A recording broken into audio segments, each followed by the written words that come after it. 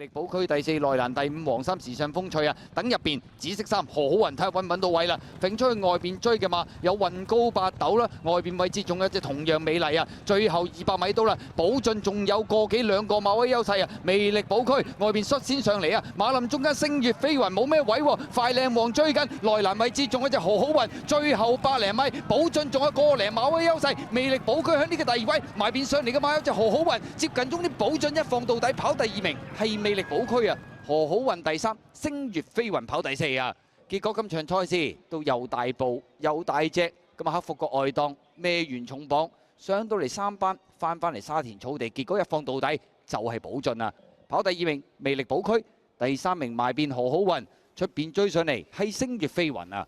好啦，一放到底啊，升班贏啊，寶駿梁家俊，第2名啊，樂飛好勁啊，魅力寶區啊，第3呢，何好雲，第4係隻星月飛雲，都係幾唔規矩啊，末段。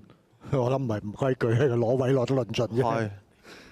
但係何好雲都好論盡喎啲攞位。